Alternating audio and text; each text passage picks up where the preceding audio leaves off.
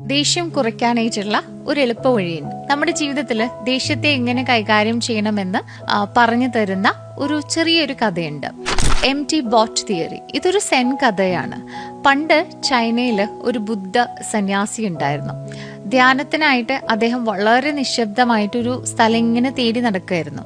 ഒടുവില് തിരക്കുകളൊന്നുമില്ലാത്ത ഒരു പുഴയുടെ നടുവില് തന്റെ തോണി നിർത്തിയിട്ടിട്ട് അവിടെ ഇരുന്ന് ധ്യാനിക്കാൻ അദ്ദേഹം തീരുമാനിച്ചു. അങ്ങനെ ആ ഒരു തോണിയിൽ കണ്ണടച്ചിട്ട് അദ്ദേഹം ധ്യാനം ആരംഭിച്ചു. കുറച്ചു സമയം കഴിഞ്ഞപ്പോ പെട്ടെന്ന് മറ്റൊരു തോണി വന്ന് അദ്ദേഹത്തിന്റെ തോണിയിൽ ശക്തമായിട്ട് ഇടിച്ചു. സമാധാനമായിട്ട് ധ്യാനിച്ചിരുന്ന സന്യാസിക്ക് വല്ലാത്തൊരു ദേഷ്യം വന്നു. ഈ പുഴയിൽ ഇത്രയും സ്ഥലം ഉണ്ടായിട്ടും എന്റെ തോണിയിൽ തന്നെ കൊണ്ടിടിപ്പിക്കുന്നത് ഇതാരാണ്, ഈ മണ്ടൻ എന്നൊക്കെ വിചാരിച്ചിട്ട് എന്നാലോചിച്ച് സന്യാസി കണ്ണുകൾ തുറന്നു. തന്റെ തോണിയിൽ വന്നിടിച്ചത് ആളിനെ ചീത്ത പറയാനായിട്ട് തിരിഞ്ഞു നോക്കിയ സന്യാസി കണ്ടത് വേറെ തന്നെയായിരുന്നു. ആ തോണിയില് ആരും ഇല്ലായിരുന്നു. അതൊരു ഒഴിഞ്ഞ തോണിയായിരുന്നു, എംപ്റ്റി ബോട്ട്. കാറ്റിലോ അല്ലെങ്കിൽ ഒഴുക്കിലോ പെട്ട് ഒഴുകി വന്നതായിരിക്കും അത്. ആ നിമിഷം സന്യാസിക്ക് ഒരു വലിയ തിരിച്ചറിവുണ്ടായി. ആ തോണിയിൽ ഒരാളുണ്ടായിരുന്നു എങ്കിൽ തന്റെ ദേഷ്യം മുഴുവൻ അയാളുടെ മേൽ ചൊരിയുമായിരുന്നു. എന്നാൽ തോണി ഒഴിഞ്ഞതാണ് എന്ന് കണ്ടപ്പോ അയാളുടെ ദേഷ്യം പെട്ടെന്ന് അലിഞ്ഞില്ലാതെയായി. ആ തോണിയോട് ദേഷ്യപ്പെട്ടിട്ട് കാര്യമില്ല എന്ന് അയാൾക്ക് മനസ്സിലായി. സന്യാസി ചിരിച്ചുകൊണ്ട് തന്റെ തോണി പതുക്കെ നീക്കി നിർത്തി ധ്യാനം തുടർന്നു. ഈ കഥയിൽ നിന്ന് നമുക്ക് പഠിക്കാൻ പറ്റുന്ന ഒരു ഗുണപാഠമുണ്ട്.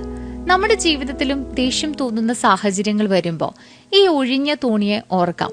Personal versus situational. പലപ്പോഴും പല ആളുകളും പലതും പറയുന്നത് നിങ്ങളെ ലക്ഷ്യം വെച്ചിട്ടുള്ളതല്ല, മറിച്ച് അവരുടെ സാഹചര്യങ്ങളിൽ നിന്ന് ഉണ്ടാകുന്നതാണ്.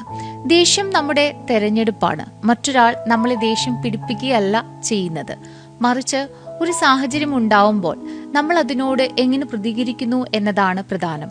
Cognitive reframing. ഒരു പ്രശ്നത്തെ നമ്മൾ എങ്ങനെ വ്യാഖ്യാനിക്കുന്നു എന്നതാണ് നമ്മുടെ സമാധാനത്തെ നിശ്ചയിക്കുന്നത്. മറ്റൊരാൾ വെറും ഒരു നിമിത്തം മാത്രമാണ്.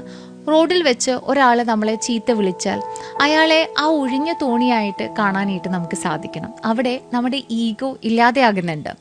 അയാൾ എന്നെ അപമാനിച്ചു, അയാൾ എന്നെ ചീത്ത പറഞ്ഞു എന്ന തോന്നലിലാണ് പലപ്പോഴും ദേഷ്യം വരുന്നത്. എന്നാൽ മറുഭാഗത്ത് ഒരാളില്ല, അല്ലെങ്കിൽ അയാൾക്കൊരു ബോധപൂർവം അയാൾ ചെയ്തതല്ല എന്ന് തിരിച്ചറിയുമ്പോൾ നമ്മുടെ ഈഗോ കുറയുന്നുണ്ട്. ലോകത്തെ മാറ്റുന്നതിനേക്കാൾ എളുപ്പം നമ്മുടെ കാഴ്ചപ്പാട് മാറ്റുന്നതാണ്. അടുത്ത തവണ ഒരാൾ നിങ്ങളെ വേദനിപ്പിക്കുമ്പോൾ ഓർക്കുക, അതൊരു ഒഴിഞ്ഞ തോണിയാണ്. നമ്മുടെ ഉള്ളിലെ ശാന്തത മറ്റൊരാൾക്ക് വിട്ടുകൊടുക്കാതിരിക്കുക. ലോകം നമുക്ക് നേരെ ഒരുപാട് തോണികൾ അയക്കും.